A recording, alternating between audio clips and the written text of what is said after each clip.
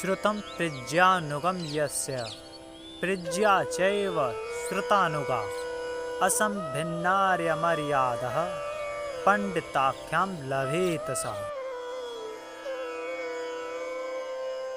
कौन है पंडित? कौन पंडित कहलाने के योग्य है? आइए जाने। ऐसा मनुष्य जिसकी सुनी हुई और पठित विद्या अपनी बुद्धि के सदा अनुकूल हो, अर्थात बुद्धि जैसा स्वीकार करना चाहती है वैसी विद्या होनी चाहिए, जो बुद्धि का अनुसरण करती हो। और आगे कहा है बुद्धि और क्रिया कैसी होनी चाहिए? बुद्धि और क्रिया सुनी पढ़ी हुई विद्याओं के अनुसार होनी चाहिए, अर्थात प्राप्त विद्या के अनुसार चलने वाली बुद्धि और क्रिया होनी चाहिए। जैसी बुद्धि वैसी विद्या, और जैसी विद्या वैसी बुद्धि और क्रिया होनी चाहिए। जिसको बुद्धि स्वीकार करे वही विद्या सीखे, जो स्वीकार ना करे उसको ना सीखे। जो क्रिया के अनुकूल हो वही विद्या सीखे।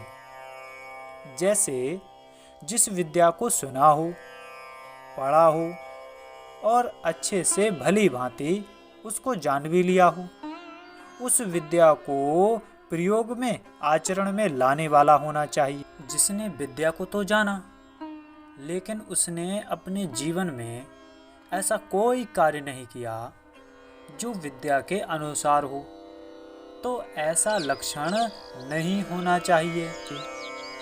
और कहा है जो धार्मिक श्रेष्ठ पुरुषों की मर्यादा का रक्षक है वही पंडित है।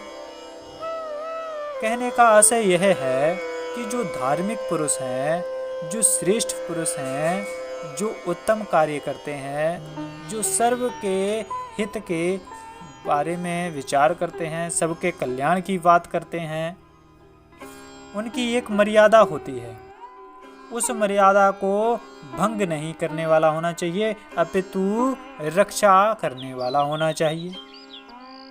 और कहा है जो दुष्ट आपराधिक मानसिकता के जो मनुष्य हैं, डाकू हैं, उन दुष्ट डाकुओं की रीति को, उनके उपाय को, उनकी योजनाओं को विदीर्ण करने हारा मनुष्य है, जो नष्ट करने वाला मनुष्य है, वही पंडित नाम धराने के योग्य होता है।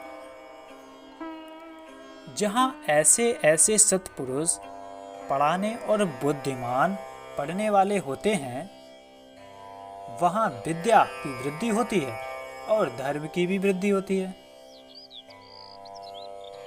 और सदा आनंद ही बढ़ता जाता है। जहां मूढ़ पढ़ने पढ़ाने हारे होते हैं, जहां मूर्ख जैसे लोग पढ़ने पढ़ाने वाले होते हैं, वहां अविद्या और अधर्म की उन्नति होकर दुख ही बढ़ता जाता है।